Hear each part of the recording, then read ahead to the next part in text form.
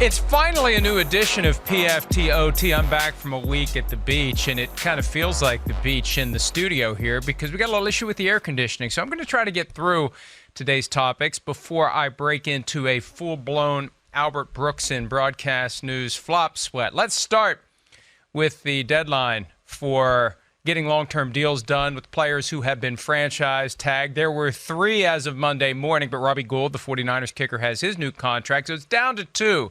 Grady Jarrett of the Falcons, reports indicate that there is optimism that a long-term deal is in the offing for Grady Jarrett and the Atlanta Falcons. And then there's Jadeveon Clowney and the Houston Texans. All indications have been for a while now the Texans aren't interested in signing him to a long-term deal. So they'll squat on him for 1 more year at least, making his career in Houston a minimum of 6 seasons. And then next year the Texans will have to decide whether or not to apply the franchise tag or let him walk away.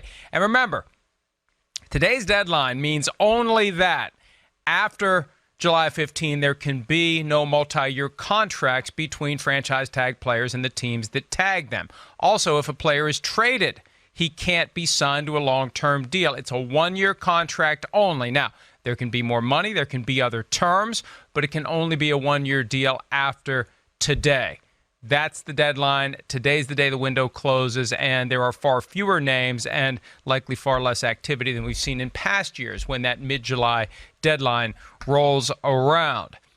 A lot of talk emerged on Friday about the possibility of an 18-game regular season. It's almost like the NFL deliberately picked that day to allow multiple reports to surface all at the same time regarding this notion that the NFL is very interested and has remained interested for years in an 18-game regular season. Now, once the NFL became actually concerned, or at least decided it was in the best interest of the business to act like it's concerned about player health and safety, I'm not here to say which is which, but once the NFL entered that new territory 8-9 years ago, it was impossible to reconcile an expanded regular season with notions of player health and safety. But the league has still wanted 18 games, and the growth of legalized gambling only makes the NFL want it more. And now that the CBA negotiations are happening, the NFL is pushing for 18 games.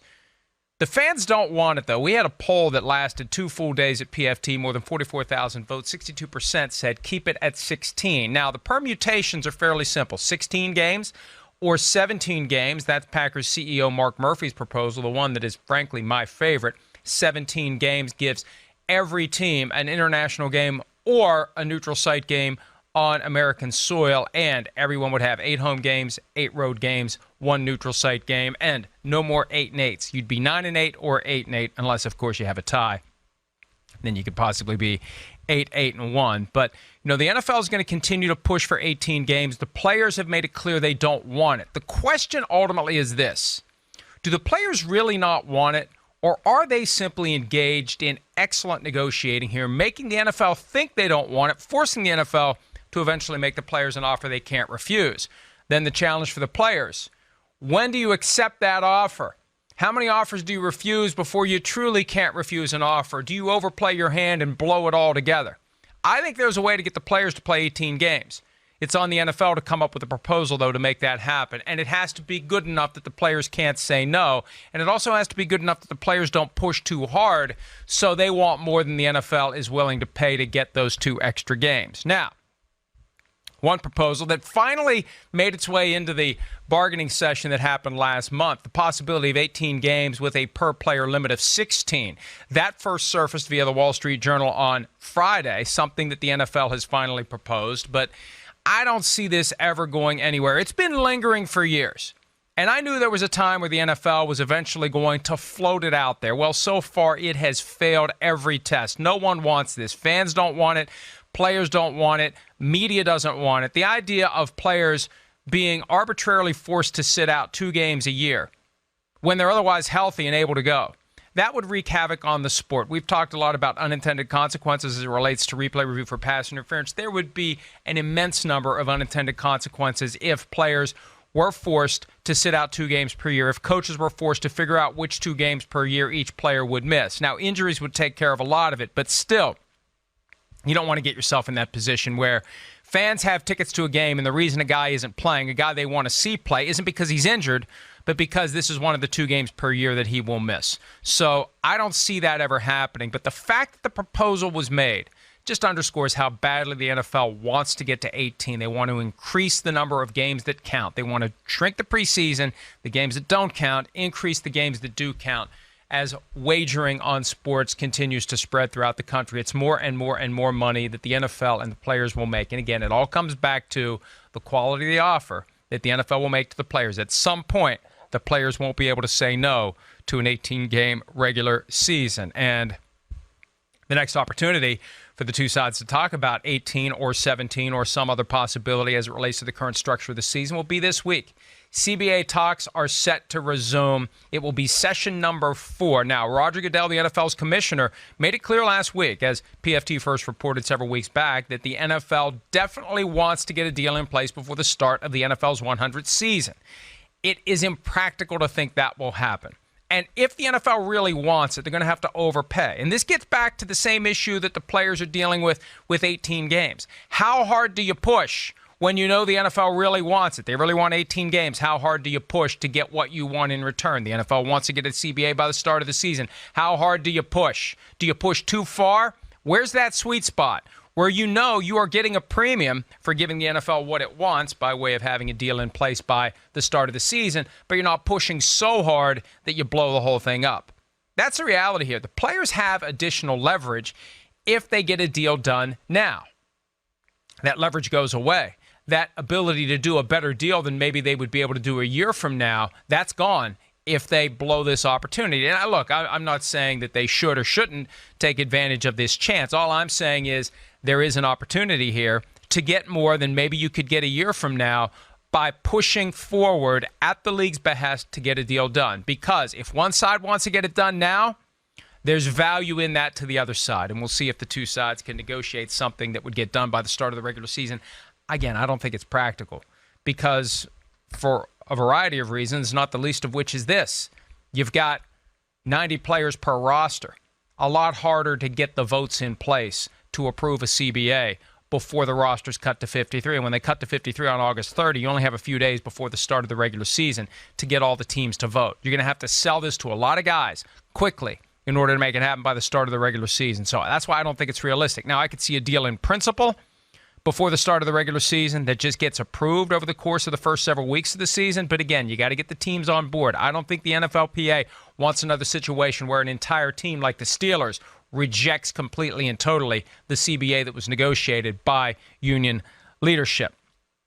Peyton Manning has continued to reject all overtures from TV. Most recently, he said no to Monday Night Football again. And Peyton Manning has talked about why he didn't do it, and Charles Robinson of Yahoo had a report over the weekend about why Peyton didn't do it. Bottom line is he doesn't want to have to analyze/criticize his brother, Eli Manning. And also, for the first time, this notion of Peyton Manning not wanting to have to analyze and criticize former teammates is coming to the fore. And I get it. I respect that.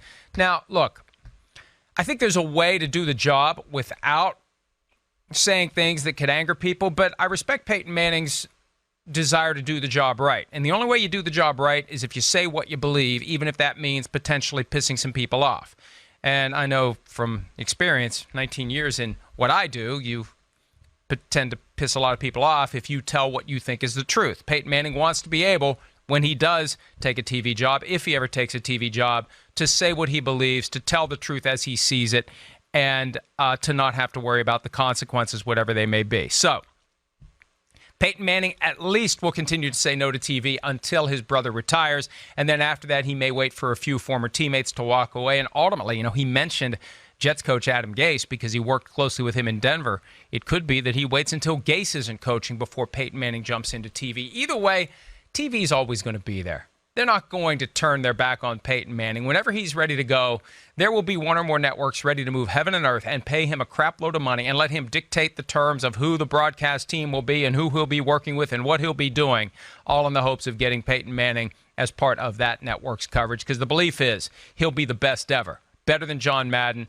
better than Tony Romo, better than anybody if and when Peyton Manning finally chooses to do it. All right, last one. Story that popped up last week. Good time to get attention because it was kind of toward the end of the slow time this offseason. Melvin Gordon, the Chargers running back, wanting his new contract, willing to hold out, willing to demand a trade, willing to sit out into the regular season. We'll see about all of that. We'll see what happens if and when the Chargers don't give Gordon what he wants. Bottom line is he's in the final year of a rookie contract. He's due to make $5.605 million this year. He wants to get paid more than that. And the reality is running backs, the supply outweighs the demand, and only the truly special running backs get paid huge money. Melvin Gordon does not fall into that category of truly special. So I think, and this is tough for me. I'm a big believer in players taking a stand, in players disrupting the system, in players saying, give me what I deserve. The problem is, if you overplay your hand when you take that stand, it blows up in your face. So it could be that Melvin Gordon, remember when Maurice Jones-Drew sat out all of the offseason, not all of the offseason, but all the training camp and the preseason, and then caved? That could be what happens with Melvin Gordon. If you overplay it and then you have to cave, where are you? If the team doesn't waive the fines that you incur during preseason, during training camp, you end up out a lot of money and you have nothing to show for it, and you have to continue to wait for your shot at the open market. So that's the downside for Melvin Gordon. Because he's not one of the truly special running backs in the NFL, if he does hold out, there may end up being no easy way out of this for him. All right, that's it for today's PFT OT. I think I made it through without completely melting. We got to get the folks here to fix this air conditioning, though. It is extremely warm inside. It's extremely warm outside. Enjoy the rest of the day. It's a hot one. It's a very hot one right here, and it's going to continue to stay hot for the rest of the summer, but things are heating up for the National Football League. Training camp's open soon.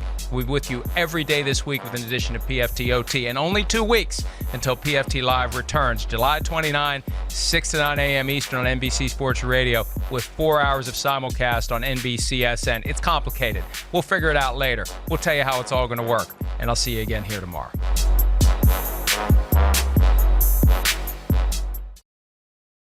Hi, I'm Mike Tirico, and thanks for watching. Make sure to hit subscribe for the latest news and highlights from NBC Sports.